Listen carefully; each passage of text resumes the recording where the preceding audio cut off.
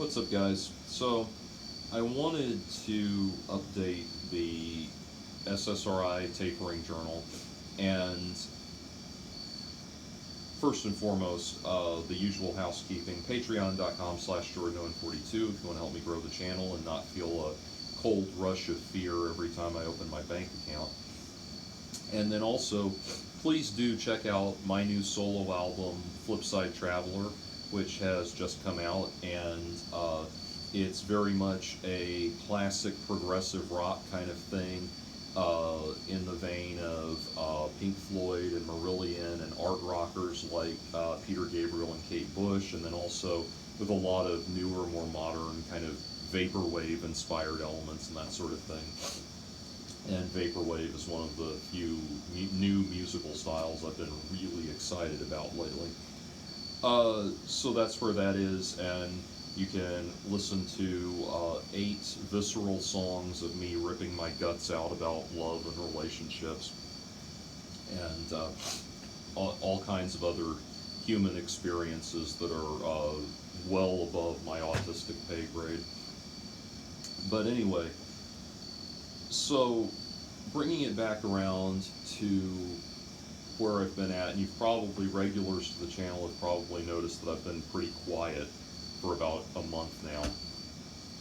And the reason for that is that I have been dealing with a level of depression that has been absolutely agonizing, to put it very simply, and in very much an understatement.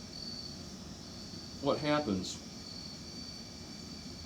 there's, at every tapering stage, so I started, if you're just joining us this year, I decided I would get off of the Lexapro I've been taking that does nothing except make it impossible to come and lose weight. I decided I would finally get off Lexapro, that it was not doing anything helpful for me, and I wanted to be able to feel my life again. And I started at 20 milligrams in January and started scaling it back. I'm pleased to report that concurrent to getting off, gradually getting off Lexapro, I've also completely changed my diet and healthy living practices and everything. And I've gone from 305 pounds down to now, I just today weighed in at 234 pounds.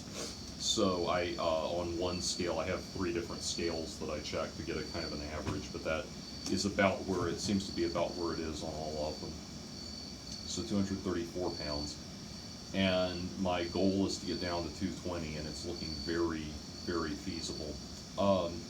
So that's been good. But at every stage, what happens with the taper, I stay at each downgrade from 20 down and down for about 6 to 8 weeks, depending on how I'm feeling. And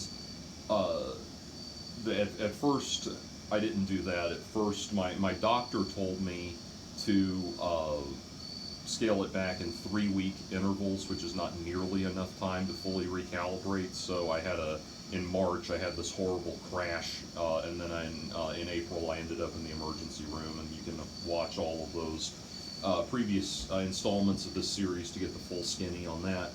But the whole thing was at first typified by horrible, horrible bouts of withdrawal sickness that can best be described as having almost feeling like you're having a seizure and food poisoning at the same time. And these are the most immediate and visceral reactions that your body has when it's getting off of any extraordinary chemical dependency. So there's that.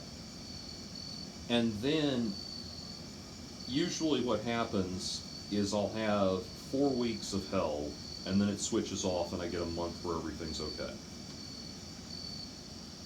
This week, or this month, this tapering interval, I've done a month not of withdrawal sickness, as I'm calling it, but of severe depression. And this depression, it's been something where,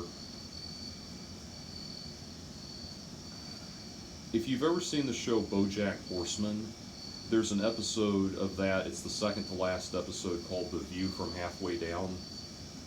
And without giving too much away, the episode, in the episode, he's drowning at the bottom of a swimming pool, and he's having a near-death experience.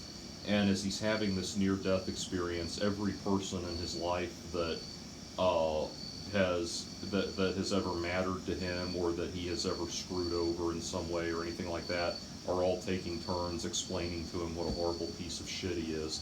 And it's been, whatever you feel watching that episode, crank that up to 11, beyond 11, break off the knob. And by the way, no, I have no intention of hunting down the new Spinal Tap movie and watching it. No.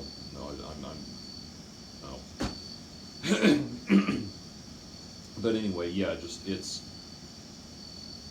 is that to the extreme. It's like the song. I said this. I have a review of the game Dear Esther that's going to come up. That's going to go up on the channel fairly soon. And that game, I said in the review that this experience of getting off SSRIs has been like, if you take the song Pariah by Steven Wilson and Ninette Tayeb, go look it up. Pariah by Steven Wilson featuring Ninette Tayeb. That song, the feeling of that song, on a 24-hour-a-day loop.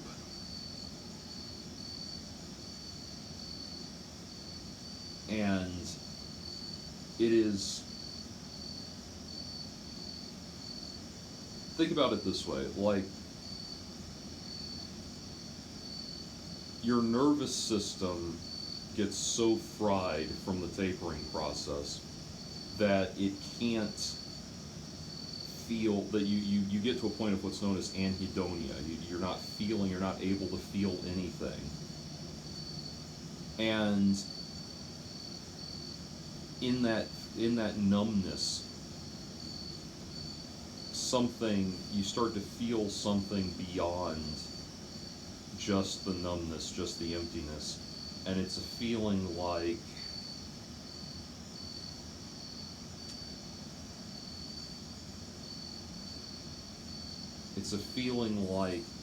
everything is aggressively meaningless.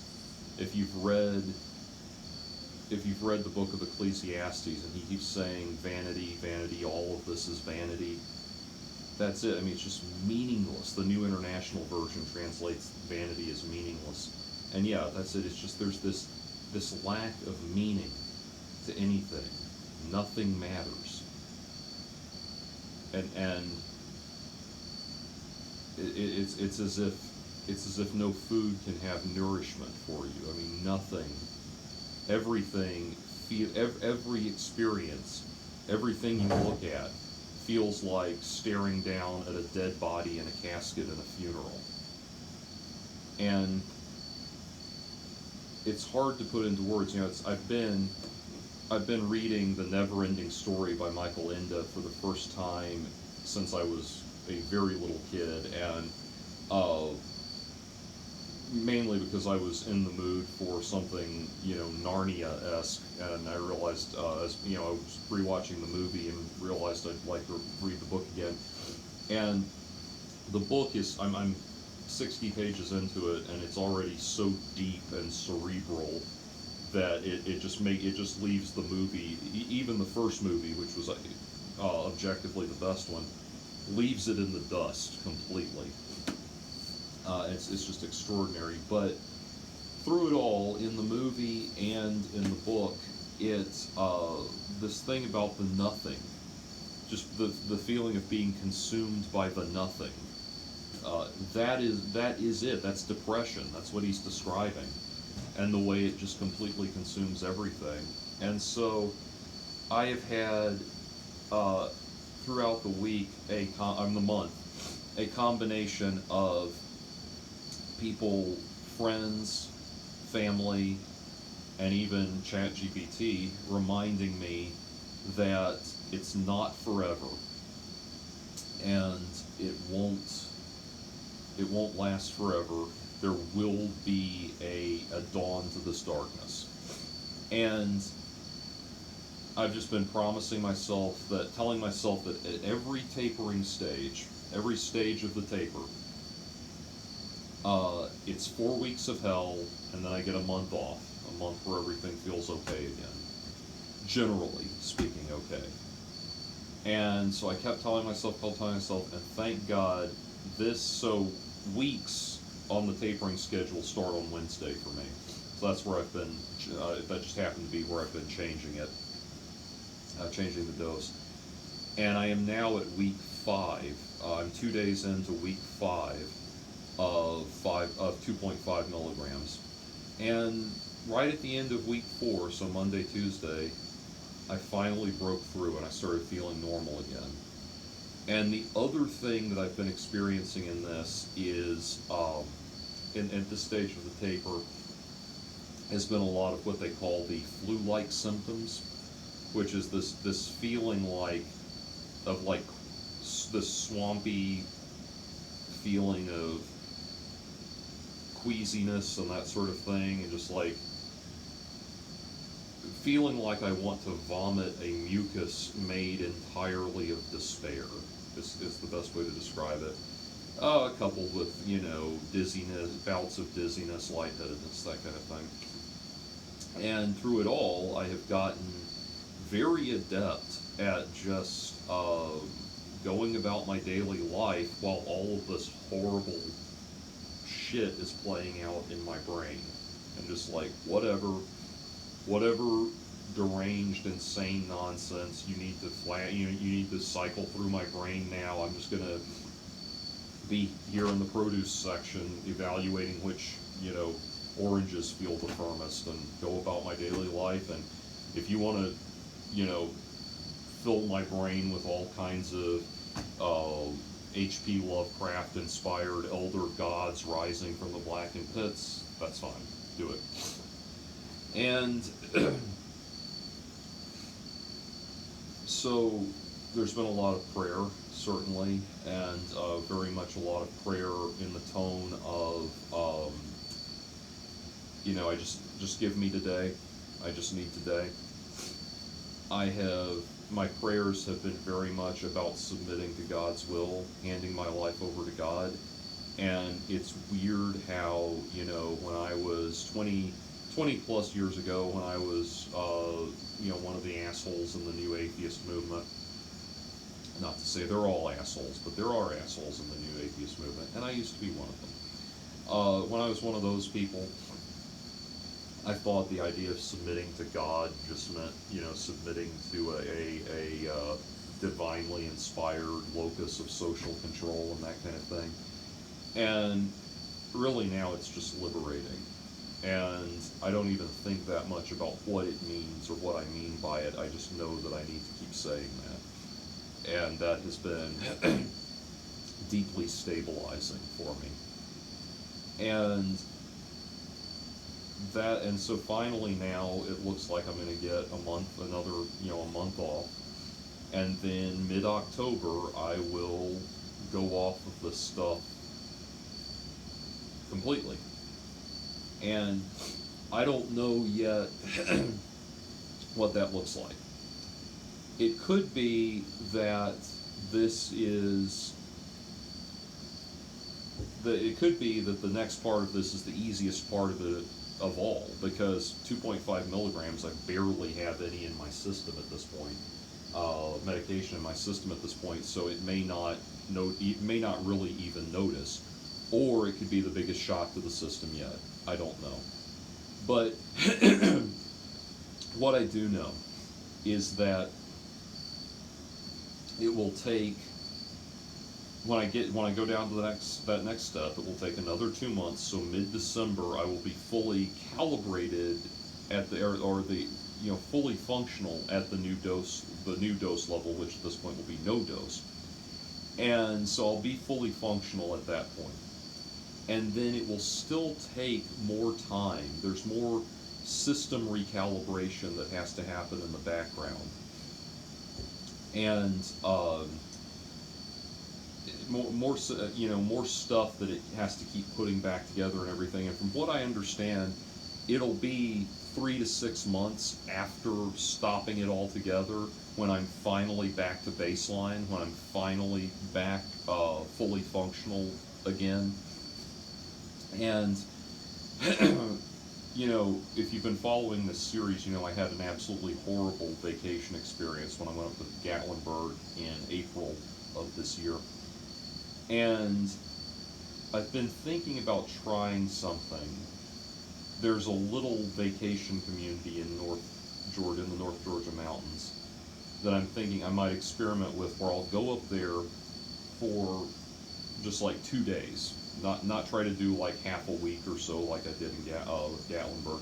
I'll go there for like 2 days, and I'll just hang out and just not do anything, and just see how I feel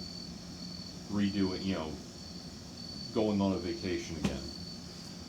And I'm going to do that. I'm going to see how it feels. And the reason I say that is because, I'm in this very interesting position. As I'm thinking about it, I've been taking it easy on live shows this year because of what I've been going through. I've done 2 live shows this year, which is very low for me. And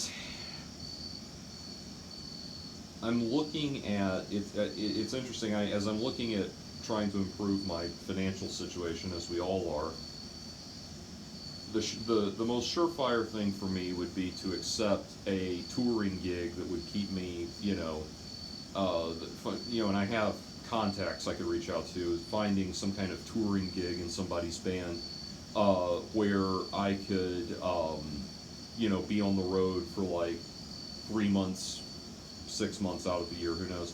Get a gig like that would revolutionize my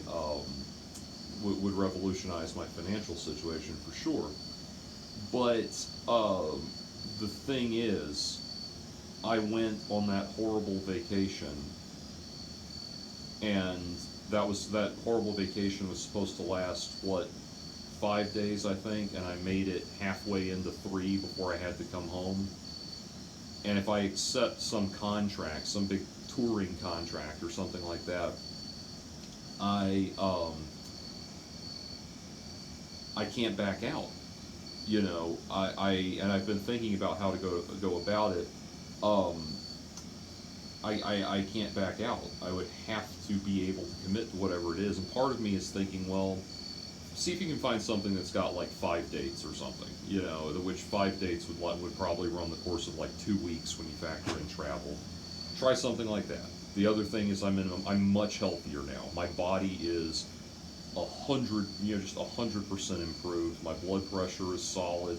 My diet and everything, I'm down. I've done a couple takes of this video, so I'm sorry if I said this already, but I'm down from 305 pounds at the start of the year to I just weighed in at 234 pounds, and I'm aiming for 220. And I've got 3 different scales. That was on one scale. I've got 3 different scales that I'm averaging to get kind of a general consensus, but that seems to be about where I'm at. So that was great, 234 pounds, and I want to get down to 220. So I'm much, much healthier now. But, so that's good. So I probably would not have any of the hypertension issues that put me in the emergency room earlier this year or anything like that. But still, I can't back out. Now, of course, if I got on a major touring gig like that, I would be surrounded by people that could, that are watching out for all the members of the band and are ready at a moment's notice to take care of you.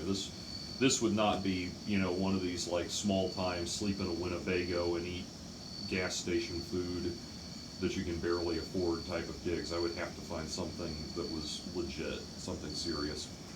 Anyway, so that's what I've been thinking about. But the other thing, as you know, is that I've been having a little bit of a crisis of conscience about this game I'm designing, this computer game I'm developing, because it's been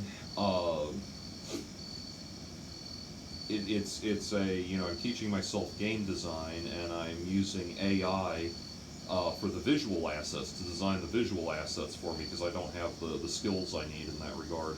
And I plan to publicly disclose when I sell the game. I plan to disclose how AI was used, like they insist that you do on Steam, and I think that's a good thing.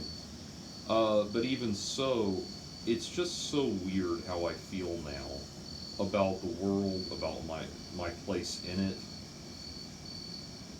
And when I talk about, I talk about trying to find a touring gig that I can, where I can really clean up my financial situation. That's possible.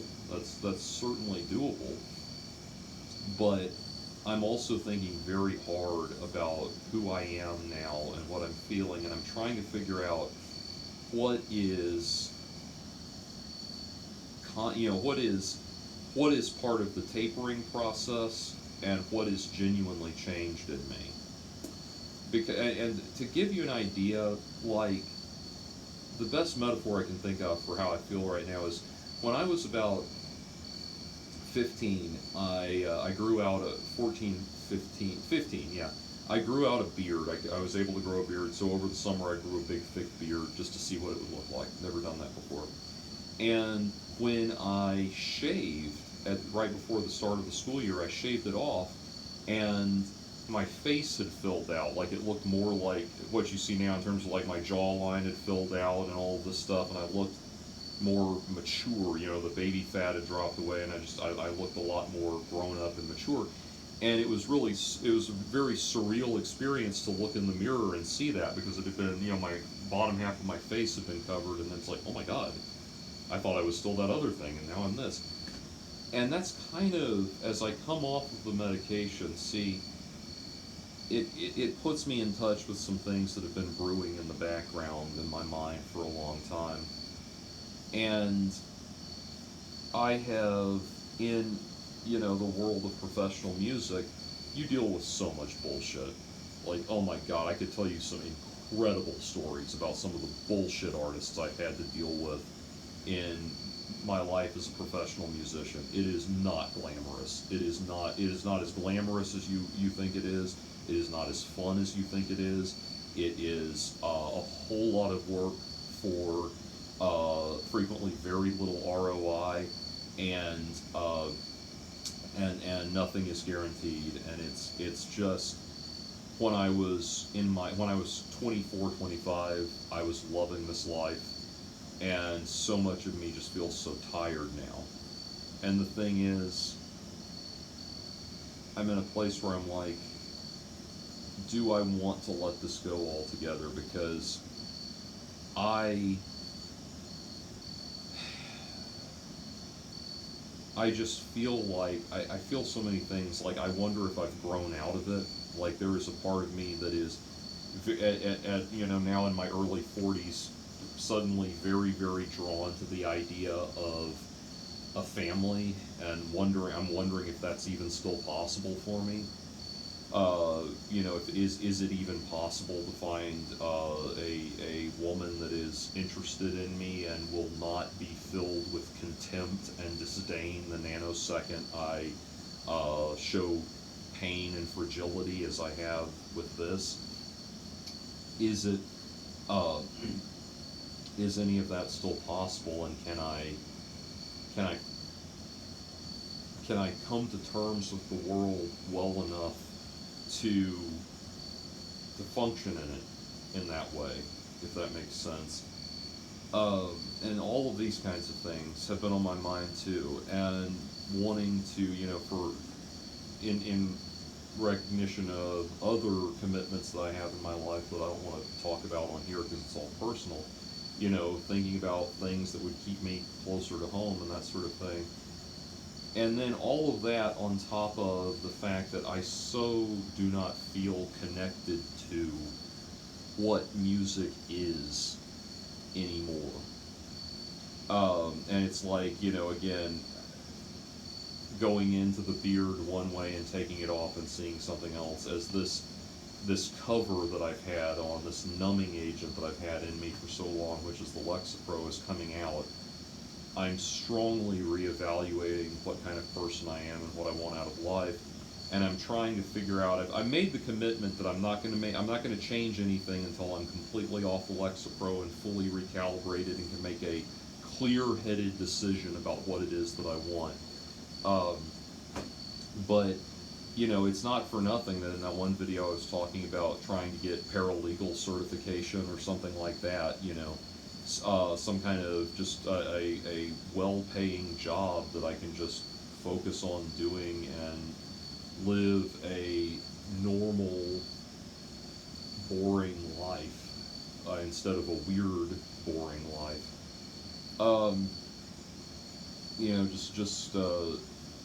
Just try to have some normalcy for a change and not be living in this cutthroat dog-eat-dog world of professional entertainment that increasingly does not even exist anymore. And that's what I'm. People keep saying that AI will never be able to replace the live music experience. Yes, it will. For a lot of reasons. That's a whole other separate video unto itself, but yeah. Oh yeah. And as more and more musicians are having to rely exclusively on the live experience for their professional sustenance, that's going to pool at the bottom, and a lot more. It's going to be a lot harder to get booked, and it's been harder and harder to get booked. When I just got out of college, I joined a band that was this, and long-term viewers of my channel know what I'm talking about, but we were could be described as gothic industrial black metal. Like we were a subgenre, a niche market within a niche market within a niche market, and in that, we occupied that weird space somewhere between Typo Negative and Marilyn Manson, basically. And I swear, man, we were playing something like, just for that gig, just with that band, I was playing something like 30 shows a year, man. It was insane. I mean, we were, again, a niche market within a niche market. We're the kind of band where the only time we didn't have to hustle for gigs was Halloween. That was when people were reaching out to us. We were playing like 30 shows a year. And granted, we were all very, very green at that point, and a lot of those gigs were not very well paid. But even so, even to play shitty gigs, that be getting all of those gigs, that seems impossible now, because everybody's pooling at the bottom. No one's breaking through and going on to the big time, to the next big thing. People get close and then they falter. That band got close and faltered. I try to think about, like, one of the reasons, this is getting off topic, but one of the things that motivated me to come back to the Atlanta area to try to launch my career after finishing at Berkeley at music school was that Mastodon had just taken off, and a lot of other Atlanta metal bands were taking off and everything, and it just, there were a ton of bands, and there were a ton of bands that were getting signed. At the time, there was a very there was a burgeoning scene of a lot of really great bands, and then nobody really broke through and became the next big thing out of here. And that's not because of Atlanta. That's because the scene has been changing. For the music scene in general has been changing. And I mean, I remember that band I just described, one of the bands that we did a bunch of shows with, and that was being like groomed to be the next big thing for a little while, was a group called Years of Sorrow, and they had a song called White Trash Girlfriend. And it was one of those songs that was like catching on, and they had real momentum, you know, a bona fide hit on their hands. And you can look it up, Years of Sorrow, White Trash Girlfriend. And they broke up for whatever reason. And it's just, oh God, my sinuses are, I've got a Mitzi in my lap and I can't go get a Kleenex. Anyway, but that whole thing doesn't exist anymore, and we're going to be in a world where, well, it's a long, and again, this is not about that topic, but it's a very different world now, man, and I just don't feel connected to the music world anymore. I feel like an old fogey from this bygone era. Of, you know, it's kind of like there's a scene in Back to the Future 2 where they're in the future, and Marty McFly shows some kids how to play an old arcade style video game, and one of them says, "You have to use your hands? That's like a baby game," or something like that. It says something like that. That's what I feel now. You know, my whole industry has been completely replaced by prompting, you know, large language models. And so I just don't, you know, it seems like an act of futility. It seems like, you know, I need to start looking for where I'm going to land next and that kind of thing. And that's where I'm at. And that has added to the depression, and there's more to, again, I always say there's more to do with that than what I'm comfortable talking about publicly. But a lot of that has been on my mind lately, and feeling like, you know, feeling the weight of that, and the weight of the current political divide. Has been very much on me too, and this is, I need to wrap this video up, but there's just been a lot of these weights on my shoulders lately, and I'm waiting for this tapering process to finish so that I can honestly assess where I'm at. Because again, like I've said in videos recently, I play my guitar right now and I feel stupid. I just feel stupid. And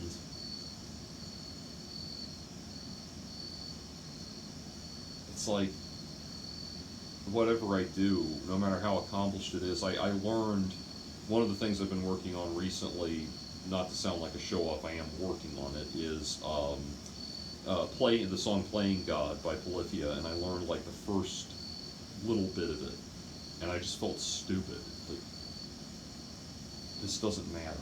Yes, it's technically complicated, it's technically impressive, but it just doesn't matter. And, you know, I feel in a lot of ways like I sold my soul for rock and roll. I always, you know, I didn't know I was autistic until I was in college, but I learned at age 13 that if I had my guitar and I had people to jam with, I didn't care about the fact that girls weren't interested in me. I didn't care about my non-existent social life. I didn't care about my inability to fit in school or anything, you know, socially in school. I didn't care about any of those things. And so I just put all of my chips on that and just said, okay, well, you know, forget the rest of it. And now I wish that, I mean, I honestly wish that I could go back to that time in my life and focus on fitting in, focus on being popular, focus on, or if not being popular, at least conforming to what the popular kids were doing, like just hollowing out anything in me that would lean on this creativity, this impulse towards creativity and performance and artistry and all of that, because I realize now in retrospect how much of that began as a defense mechanism. and how much of that began as a coping mechanism and all of that. And this is what's been on my mind lately, that this all of this commitment to the arts and all of that has just been a maladaptive coping mechanism on my part, and that what I've been doing with my life has just been a distraction from the fact that I'm not capable of living like the normal kids, the normal people. And I say that because, again, I have friends from high school and college who now have kids of their own that are starting high school and college this year. And, the best advice anyone can give me is, don't worry, everyone does everything at their own pace. And you know who never has to hear that? People who did everything when they were supposed to. So anyway, that's where I'm at, and I will close by saying I have actually gotten back into human therapy. Had to clear off some money on the bills and the finances and everything to do it, but I'm back in human therapy, where I should have been for a long time. So ChatGPT is very helpful, and AI-based therapy is very helpful, but the human component is still necessary. So there is that. Anyway, that is the current state of the taper. I feel okay right now. I haven't felt depressed really for the last few days, other than being in a just a nebulous place about where I'm at in my life. I haven't felt morbid depression or anything like that, which has been good. So that's a good sign. And despite all of my the ethical questions I'm asking myself about the game I'm designing, I am still working on it and making slow and steady progress with that. I'd say I've got about 65% of it done. So there you go.